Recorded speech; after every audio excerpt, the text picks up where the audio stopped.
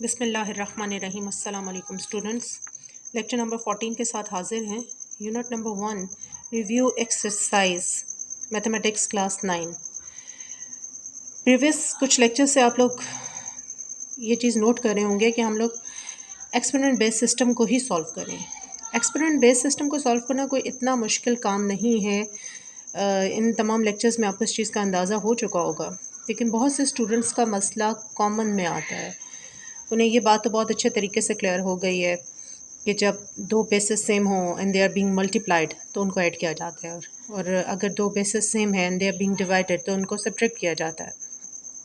लेकिन जब दो बेसिस सेम है और उनके दरम्यान में प्लस और माइनस का साइन है तो फिर हमें कॉमन सिस्टम अडॉप्ट करना पड़ता है, चाहे न्यूमरेटर हो कि डिनोमिनेटर हो।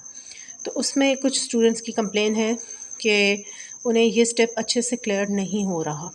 तो इंशाल्लाह नेक्स्ट लेक्चर में क्योंकि ये हमारा इस यूनिट के हिसाब से specially topic of exponent base system simplification के हिसाब से हमारा लास्ट लेक्चर है, तो हम एक लेक्चर इंशाल्लाह ज़रूर नेक्स्ट रखेंगे जिसमें आपको common exponent base system clear किया जाएगा। वो मेथड बहुत इजी है, लेकिन उससे भी एक इजी मेथड हम अडॉप्ट करेंगे। आज के क्वेश्चन में भी मैंने क्वेश्चन नंबर 3 में वो मेथड अडॉप्ट करने की कोशिश की है। इंशाल्लाह आप लोग फॉलो करेंगे। बिस्मिल्लाहिर्रहमानिर्रहीम। First question, under root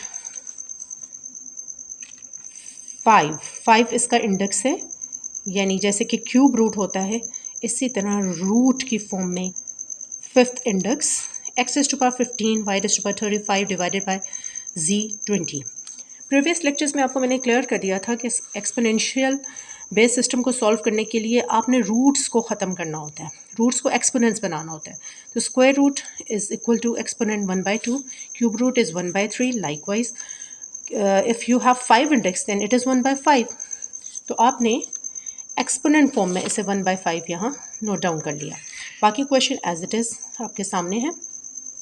15 1s are 15 over 5, यानी 1/5 आपने x पर सेपरेट कर दिया।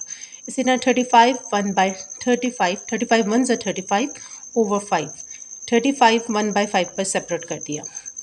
और 20 1s are 20, 20 over 5, 1/5 20 पावर के ऊपर सेपरेट कर दिया। आपको याद होगा कि प्रीवियस लेक्चर्स में हम इसको इस फॉर्म में भी लिखा करते थे कि सबसे पहले हम सेपरेट करते हुए x रेज़ टू पावर 15 1/5 लिखते हैं। तो हम यहाँ भी कटिंग कर सकते हैं, 5 1s are 5, 5 3s are 15, और अगर हम चाहें तो 15 1s are 15 over 5 करके भी सेपरेट कर सकते हैं।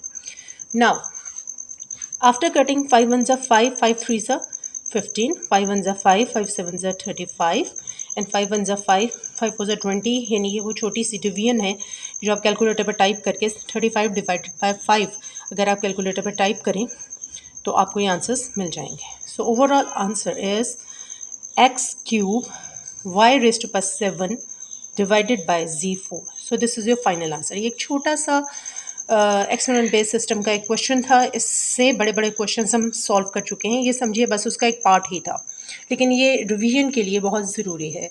छोटे छोटे कॉन्सेप्ट्स जो हमें क्लियर नहीं होते उन्हें एक दफ़ा रिवाइज करना ज़रूरी हो गया था। Question number 2, cube root 27 raise to power 2x। Within 1 minute आपसे मैंने ये चीज़ डिस्कस की थी कि क्यूब रूट की एक्सपोनेंशियल फॉर्म 1/3 है। आपने सबसे पहले तो 27 रेज़ टू पावर 2x को उसकी एक्सपोनेंशियल फॉर्म में लिखा, यानी क्यूब रूट ऊपर से रिमूव करके 1/3 लिखा। Likewise 2 1s are 2x divided by 3। 27 के फैक्टर्स बनाए। पीछे लॉन्ग क्वेश्चंस में भी आपके साथ ये बात डिस्कस हुई है कि 2 3 5 7 के अलावा और कोई भी नंबर हो तो उसके प्राइम फैक्टर्स बनाते हैं ताकि वो नंबर सॉल्वेबल हो सके, उसकी पावर्स बन सकें, उसके एक्सपोनेंट्स बन सकें और वो सिंप्लीफाई हो सके।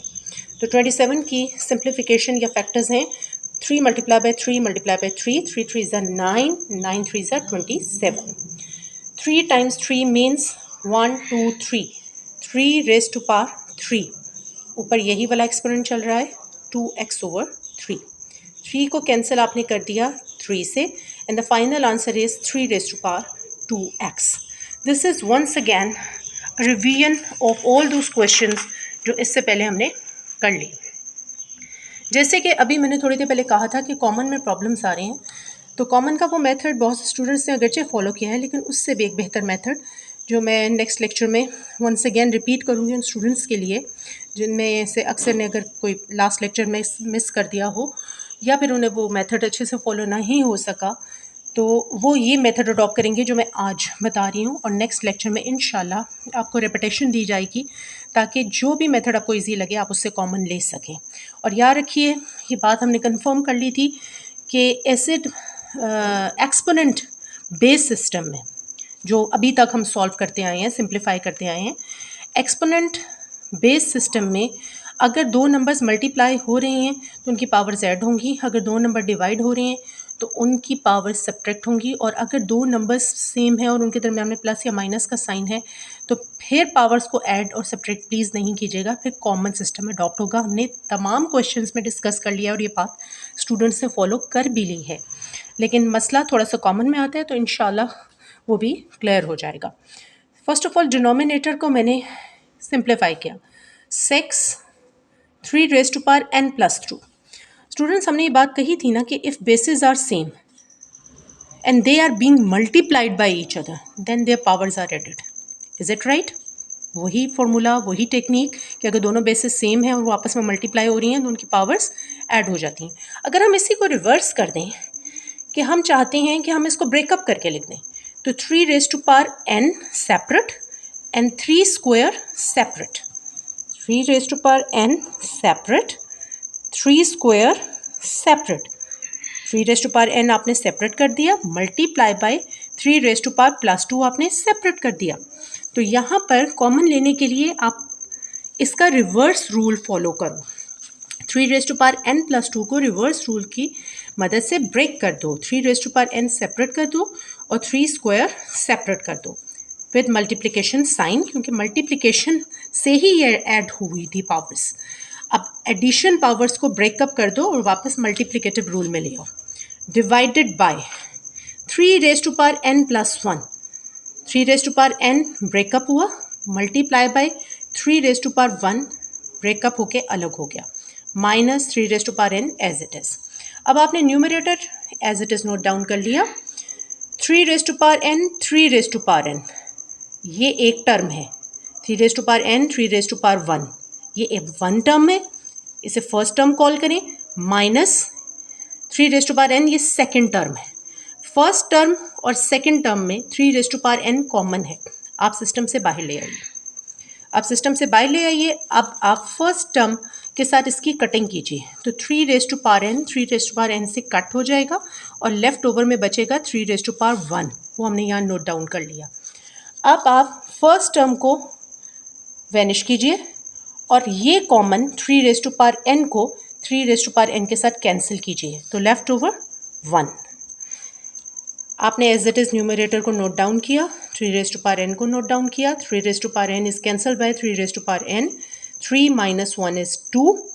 Now the leftovers are 6 multiplied by 3 square यानी 9 divided by 2.